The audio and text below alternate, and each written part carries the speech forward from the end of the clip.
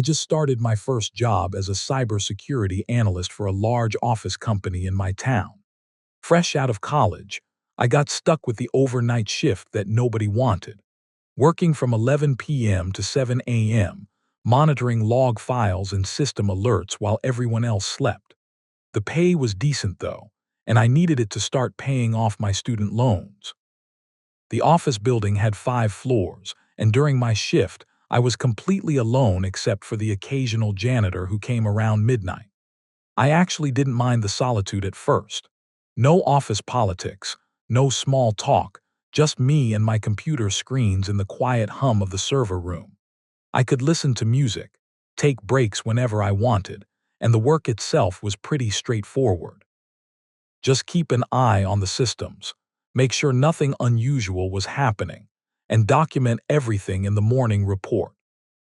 The first few weeks were honestly pretty boring.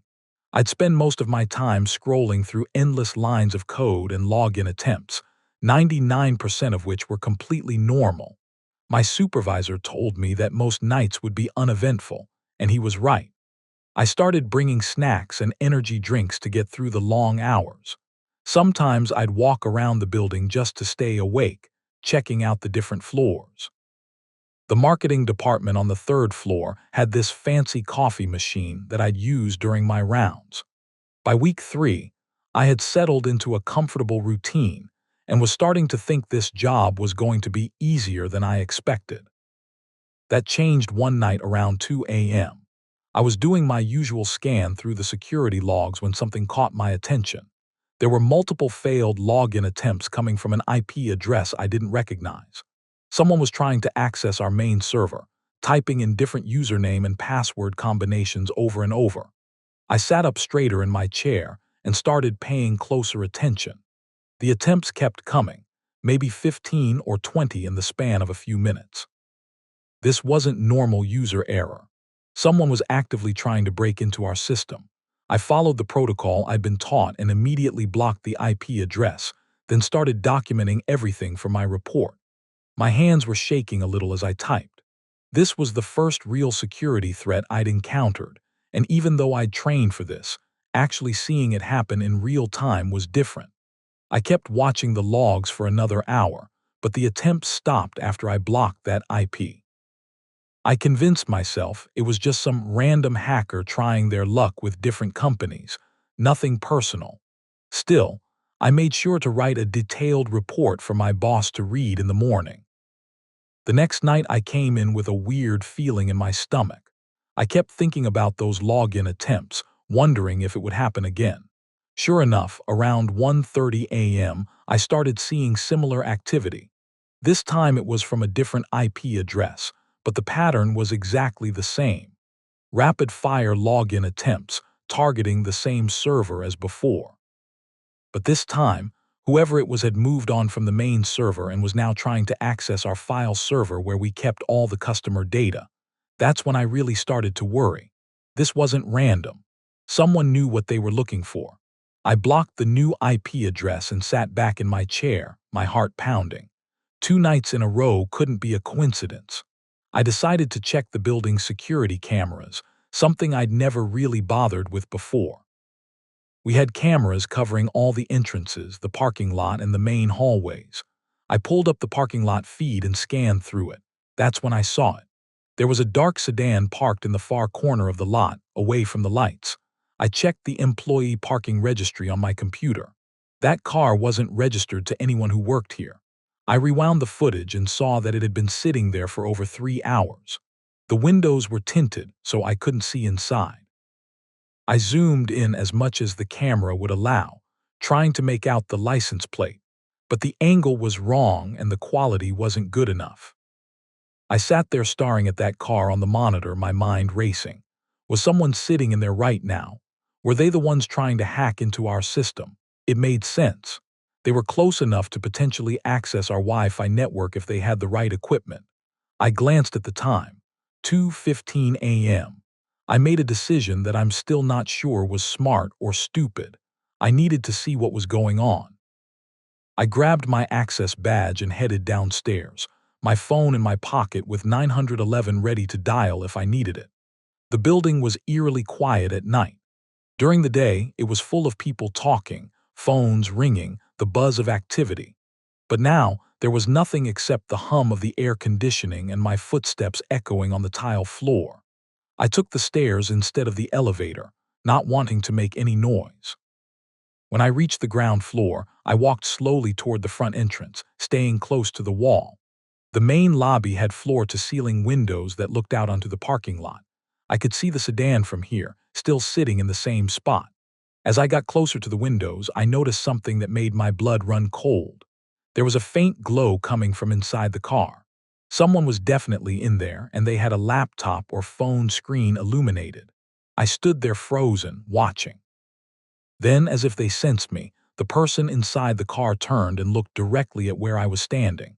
I couldn't see their face clearly through the tinted windows and the darkness, but I could tell they were looking right at me. My whole body went rigid with fear.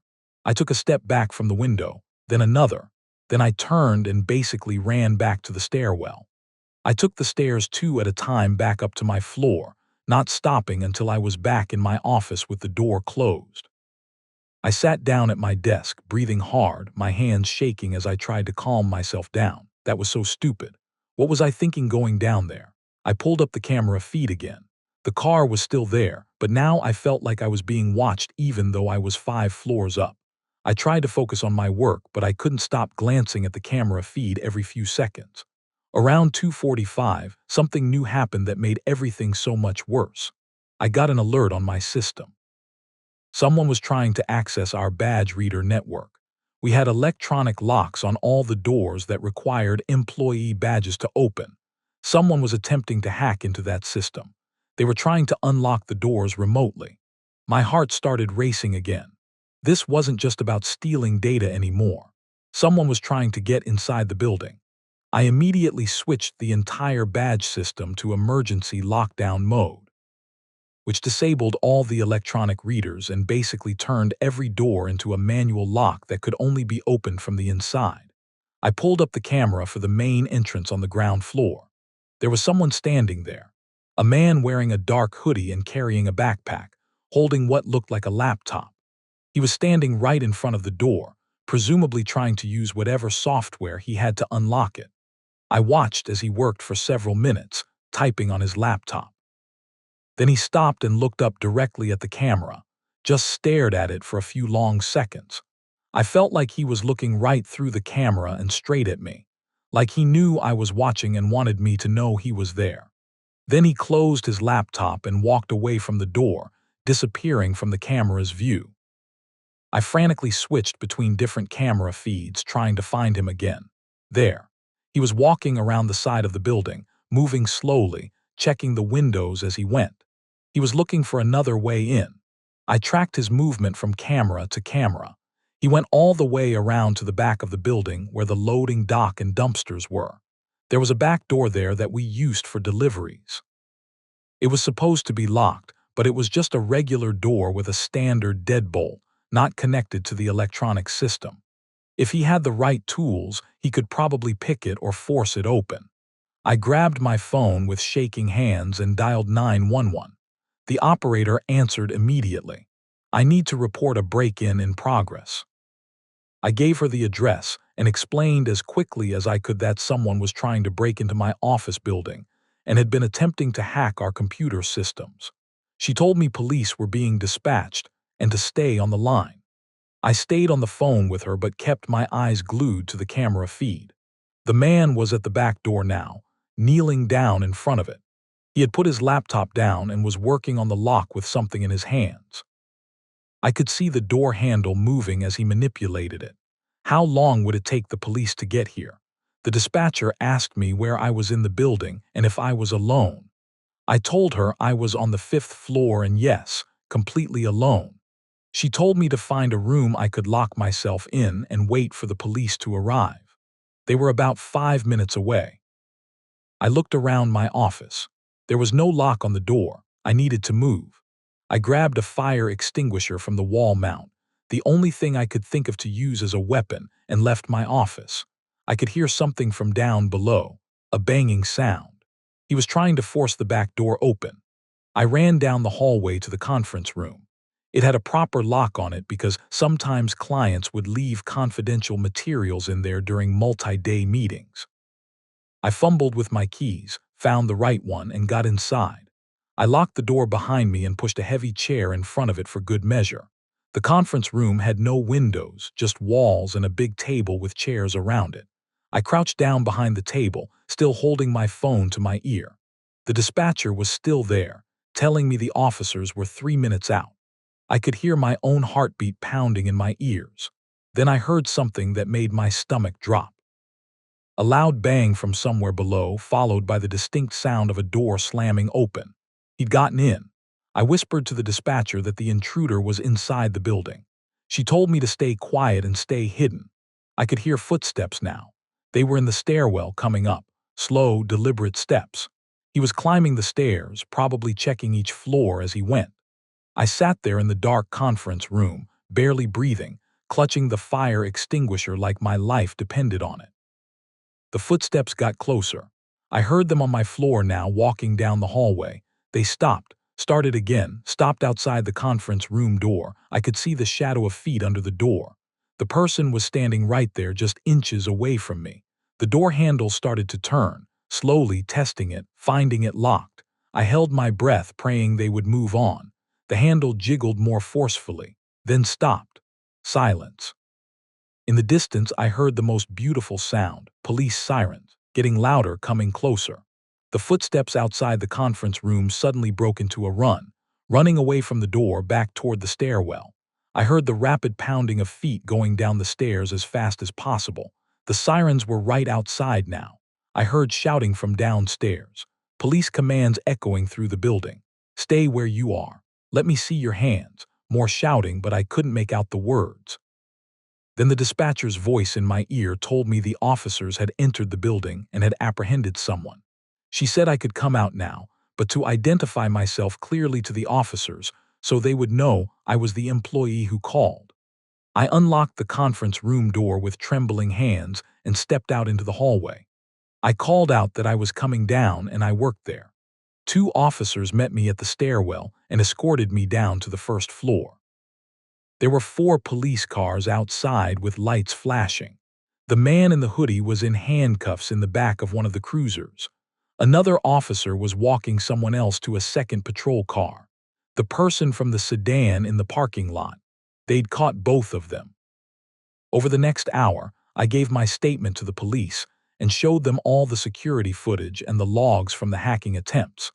Turns out this was a professional operation. The 2 men were part of a group that specifically targeted companies with valuable customer data.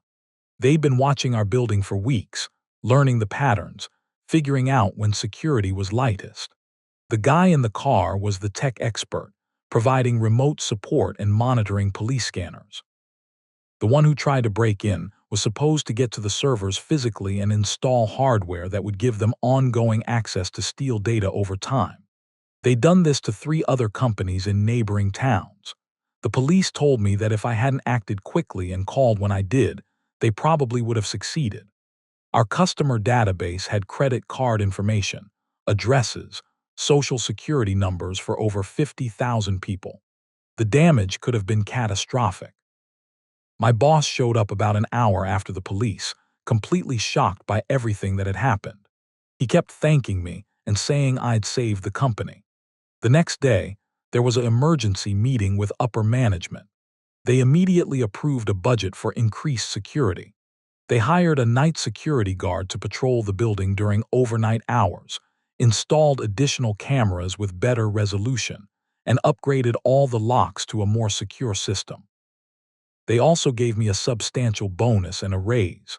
I still work the night shift, but I'm not alone anymore. The security guard, his name is Marcus, checks in on me every hour. We usually chat for a few minutes and he brings me coffee from that fancy machine on the 3rd floor. I don't take the quiet for granted anymore. Every time I see an unfamiliar IP address in the logs, my heart rate kicks up. But I know what to look for now, and I know I can handle it.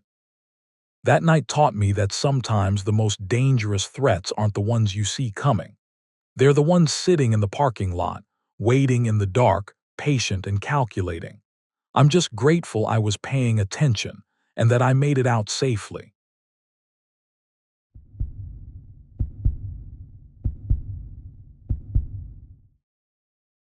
I had been working the night shift in the hospital records department for about 7 months when this happened. My shift started at 11 p.m. and ended at 7 a.m., filing and organizing patient records in the basement level. That night, my supervisor Sandra left at 11:30 after giving me the usual checklist. The basement was quiet except for the hum of the ventilation system. I made myself a cup of tea in the small break area, then walked through the three main storage rooms to make sure everything was secure before settling in for the night. Around 12:15 a.m., I was at my desk entering patient information into the database when I heard a sound that made me pause. It was the photocopy machine running in the adjacent room. I could hear the mechanical whir and the rhythmic sliding of paper. I got up and walked to the copy room, confused because I knew I had turned that machine off earlier. It was part of my opening routine to make sure all the equipment was powered down except for what I actually needed. When I pushed open the door, the machine was churning out page after page of completely blank paper. I stood there watching it for a moment, then hit the power button to stop it. The machine went silent and I gathered up the blank sheets, maybe 15 or 20 of them, and tossed them in the recycling bin. I checked the power button twice to make sure it was definitely off this time. I figured maybe it was some kind of electrical glitch or the machine was malfunctioning. These were old machines and the hospital was always slow to replace equipment. I went back to my desk and tried to focus on the spreadsheet in front of me, but I kept glancing at the clock. It was only 12:30 a.m. I had more than 6 hours left on my shift. About 30 minutes later, I realized I needed to go out to my car. I had left my lunch bag in the front seat and I was getting hungry. I pulled open the desk drawer where I always kept my car keys, but they were not there. I felt around in the drawer, pushing aside pens and sticky notes, but no keys. My stomach dropped a little. I checked my purse, my jacket pockets, every drawer in my desk. Nothing. I retraced my steps in my mind. I was absolutely certain I had put those keys in the drawer when I first arrived. I always did. I walked back to the break room, checked the counter, looked under the table. Then I went to the copy room and searched around the machine. Still nothing. My heart started beating faster. I stood in the hallway between the storage rooms, looking around at the tall shelving units that created shadowy aisles.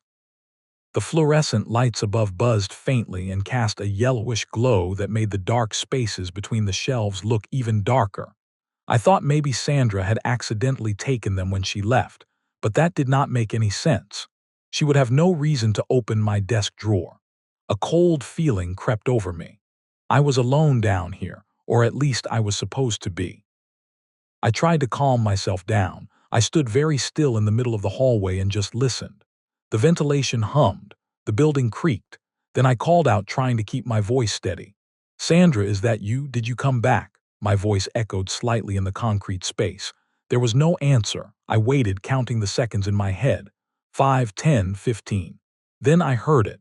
A soft rustling sound like papers being moved or shuffled. It was coming from aisle 7, the farthest row of shelves in the main storage room. My heart hammered in my chest, but I forced myself to walk toward the sound. I needed to know what was making that noise. Maybe it was just something falling, or maybe the ventilation was blowing papers around. As I got closer to aisle 7, the sound stopped. I reached the end of the row and peered down the narrow space between the tall metal shelves. Boxes and files lined both sides, stacked high. I could not see anyone. I took a few steps into the aisle, looking left and right. Nothing. I turned around to head back to my desk, and that is when I heard footsteps.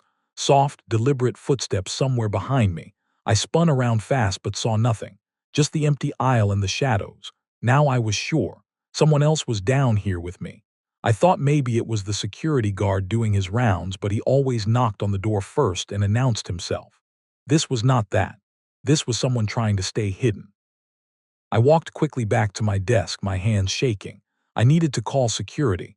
I needed to get someone down here. But when I reached my desk, I stopped cold. My computer was off. The monitor was black. I had left it running. I had been in the middle of updating files and the screen had been on when I got up to check the copy machine. I pressed the power button and the computer started its boot-up sequence from scratch. While I waited for it to load, I heard another sound. This one was different. It was a metallic clanging like a cabinet door being opened or closed. It came from the break room. I knew exactly what that sound was. It was the old medication cabinet.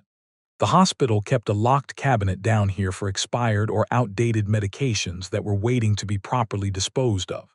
My hands were trembling now. I pulled my phone out of my purse, but my fingers fumbled with it. Then the lights went out. Not all of them, just the lights in the main storage room where my desk was. The hallway lights were still on, casting a dim glow, but everything around me was suddenly dark. I could hear my own breathing, fast and shallow. Then I heard footsteps again, clearer this time. They were coming from the darkness, moving closer. I could hear someone breathing, a raspy, wheezing sound. Panic shot through me. I had to get out. I had to get out right now. I grabbed my purse and ran.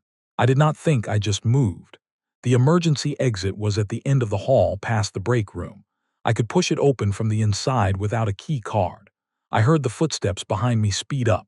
Someone was chasing me. I did not look back. I just ran as fast as I could, my shoes slapping against the tile floor. I hit the emergency exit door with both hands and shoved it open. The alarm immediately started blaring, a loud, piercing sound that filled the stairwell. I took the stairs 2 at a time, racing up to the ground floor.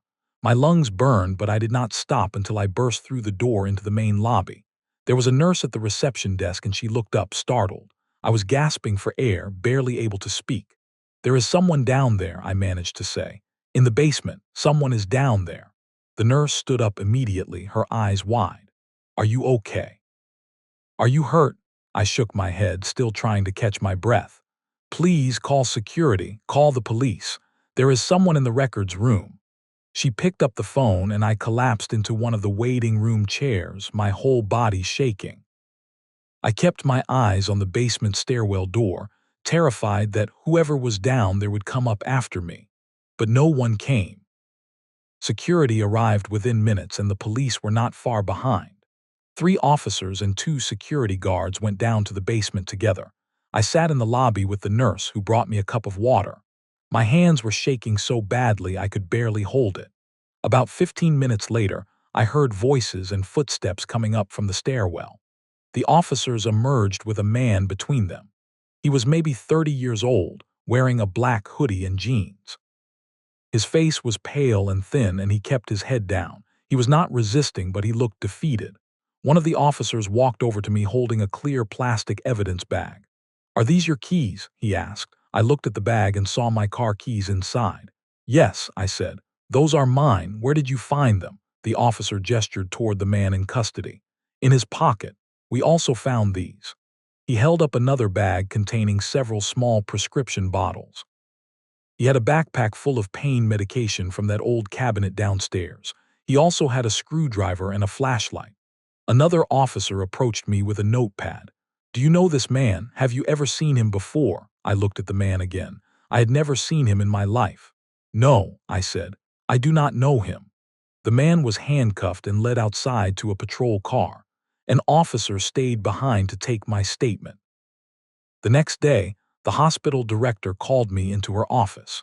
She wanted to explain what had happened and make sure I was okay. She told me the man's name was Kyle Morrison. His mother had worked in the hospital pharmacy for over 20 years before retiring 2 years ago. Kyle had struggled with opioid addiction for a long time. He knew about the expired medication cabinet in the basement because his mother had mentioned it years ago. Apparently, he had been breaking into the basement multiple times over the past few months to steal pain medication. No one had noticed because he only took small amounts each time, and the medications were supposed to be expired anyway.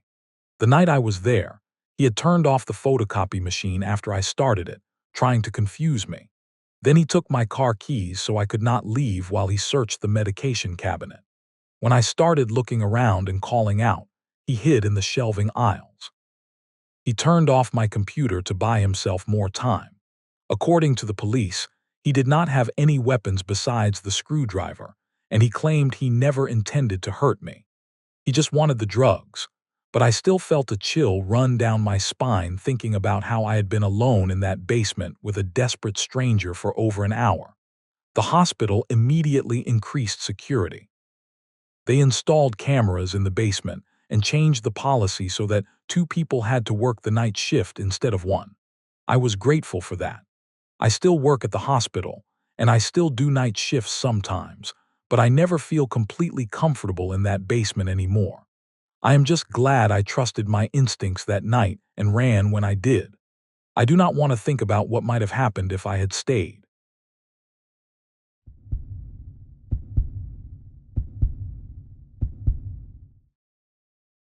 I had been working the night shift at the distribution warehouse for about 8 months, and honestly I preferred it over the day shift. Fewer people meant less small talk, and I could just focus on getting my work done. The warehouse was massive, 3 floors of inventory and shipping supplies, and most nights I only saw maybe 2 or 3 other workers. My shift ran from 11 p.m. to 7 a.m., and for the most part it was pretty quiet. A few weeks ago, though, management hired someone new for the night crew, and that is when everything started going wrong. It was a Wednesday night, and I was up on the second floor doing inventory checks on some electronics that had come in earlier that week. The second floor was always dimmer than the others because half the overhead lights had been out for months, and maintenance kept saying they would fix them but never did. I was scanning barcodes and checking them against my tablet when I heard footsteps coming up behind me. I turned around and saw this tall, thin guy in his 40s walking toward me with this huge smile on his face. He introduced himself as Derek and said he had just started on the night crew.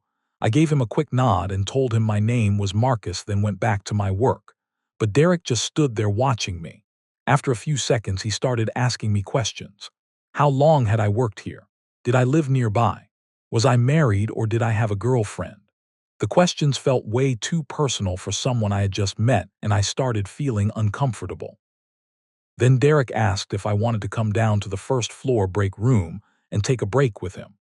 He said it would be nice to get to know each other since we would be working together. I told him I really needed to finish this inventory check before my next task and maybe some other time. His smile got even wider and he said okay, but he just kept standing there staring at me. I had to walk past him to move to the next aisle, and as I did I noticed he did not step aside. I had to kind of squeeze by him, and the whole time he was watching me with that weird smile. After I got past him, I heard his footsteps slowly walking away, but I could not shake the feeling that something was off about the guy. I tried to tell myself he was probably just trying to be friendly and maybe did not have great social skills, but my gut was telling me otherwise. 2 nights later, I was on my lunch break at 3 in the morning. I usually ate alone in the small break room on the first floor. There were about 6 tables in there and a couple of vending machines. I was the only one in there eating a sandwich I had brought from home when the door opened and Derek walked in. He looked around the empty room and then walked straight over to my table and sat down right across from me, even though there were 5 other completely empty tables. He smiled at me and said he knew I usually took my break at 3. I stopped chewing and asked him how he knew that. He said he had been observing everyone to learn how things worked around here. The way he said observing made my skin crawl. Then he asked me if I lived alone or if I had someone waiting for me at home. I put my sandwich down and told him that was a pretty personal question, and I did not really feel comfortable answering it. His smile faded a little, and he tilted his head like he was confused. He said he was just trying to be friendly and get to know his coworkers. I stood up and started gathering my stuff and told him I needed to get back to work even though I still had 20 minutes left on my break. As I walked toward the door, Derek called out and asked if I was always this unfriendly. His tone was different now. It was not warm or curious anymore. It sounded annoyed and almost angry. I did not respond and just walked out. For the rest of the night, I made sure to stay on the third floor where I knew Derek was not working. I kept thinking about reporting him to the supervisor, but I was not sure what I would even say. He had not really done anything threatening. He was just weird and made me uncomfortable. but I decided that if anything else happened, I would definitely say something. The next night, I deliberately worked on the third floor to avoid running into Derek. The third floor was the coldest part of the warehouse, and most people avoided it unless they had to be up there. It was mostly old inventory and equipment that rarely got touched. Around 4 in the morning, I was moving some boxes when I noticed the lights at the far end of the hallway kept flickering on and off. I watched them for a minute, and they seemed to be doing it in a pattern. Flicker 3 times, then stay on, then flicker again. I walked down the hallway to check what was going on. At the end was a small storage room that was always supposed to be locked because it had expensive tools and equipment inside. But as I got closer, I saw the door was slightly open. I stopped about 10 feet away and listened. I could hear something moving inside the room. It sounded like someone was shifting things around or maybe dragging something across the floor. I called out and asked if anyone was in there. The sound stopped immediately. I waited, but there was no response. I walked up to the door and pushed it open a little more. The room was dark and I could not see much, but I could smell this musty, damp odor coming from inside. I reached for the light switch on the wall outside the door and flipped it, but nothing happened. The light did not turn on. I was about to close the door and just lock it when I heard the doorknob on the inside start to turn. Someone was trying to open the door from the inside while I was still standing there. I jumped back and let go of the door. It swung open a few more inches, but I could not see anyone. My heart was pounding and I turned and ran back down the hallway toward the stairs. Behind me, I heard the door creak open all the way, but I did not look back. I went straight to the security office on the first floor and told the guard what had happened. His name was Ray, and he was this older guy who had worked there forever. He sighed and grabbed his flashlight, and we went back up to the third floor together. When we got there, the storage room door was closed and locked. Ray pulled out his keys and unlocked it, and we looked inside. Everything looked normal. Nothing was disturbed, and there was no one in there. Ray asked me if I had been getting enough sleep and suggested that working nights could mess with your head sometimes. I knew what I had heard was real, but I could not prove anything. We went back downstairs, and Ray said he would keep an eye on things, but I could tell he thought I was being paranoid or overly tired. Friday night came, and I was honestly dreading going into work. Before my shift started, I found the night supervisor and told him about Derek and the weird incidents that had been happening. His name was Tom, and he listened to everything I said. He told me he would look into it, but then he checked the schedule and said Derek had actually called in sick that night. He was not going to be there. I felt this huge wave of relief wash over me. Maybe I would finally have a normal, quiet night. I started my shift, and everything seemed fine. Around 2 in the morning, I was down on the first floor near the loading dock area organizing some pallets. I was close to the exit doors, which made me feel a little safer knowing I could get out quickly if I needed to. Then all the lights in my section went out, just my section. I could see the lights were still on in other parts of the warehouse, but where I was standing it was completely dark. I pulled out my phone and turned on the flashlight. That is when I heard footsteps, heavy footsteps somewhere in the darkness. I called out and asked if someone was there. The footsteps stopped. For maybe 5 or 6 seconds there was complete silence. Then I heard breathing. Heavy breathing, like someone was trying to catch their breath or maybe trying to stay quiet. It was close, really close. I swung my phone light around, and that is when I saw a shadow behind one of the tall shelving units about 10 feet away from me. The shadow was tall and thin. I could not see a face, but I knew that shape. It looked exactly like Derek. I did not wait to see if it was really him. I just ran. I ran toward the emergency exit stairs, and I heard the footsteps start up again behind me. They were fast. Whoever it was, they were running after me. I was calling 911 on my phone while I ran, and I burst through the exit door into the parking lot. I kept running until I got to my car, and I locked myself inside. I was shaking so badly I could barely hold the phone. The dispatcher stayed on the line with me until the police arrived about 10 minutes later. When they got there, I looked back at the warehouse and saw that all the lights were back on. Through the glass doors, I could not see anyone inside. The police went in and searched the whole building, but they did not find anyone. They checked the security cameras, but the footage from my section was corrupted because of the power issue. There was nothing they could do without evidence. The supervisor gave me the rest of the weekend off and told me the company would investigate what happened. On Monday, they called me and said they had talked to Derek. He had been at home sick that night, and he even had a doctor's note to prove it. The camera system had malfunctioned, which explained the power outage and the corrupted footage. There was no evidence that anyone had been in the warehouse who was not supposed to be there. I did not believe it. I knew what I had experienced was real, but I also needed my job. I could not afford to quit, and I had bills to pay. So on Wednesday night, I went back to work. I was terrified, but I tried to stay calm and tell myself that maybe I had been wrong about Derek. Maybe it really had been some kind of misunderstanding. Before I left home, I bought a small canister of pepper spray and I put it in my pocket. I was not going to be defenseless if something happened again. I got to the warehouse at 10:45 and parked my car. There were only 3 other cars in the lot, which was fewer than usual. I walked inside and checked in with Tom, the supervisor.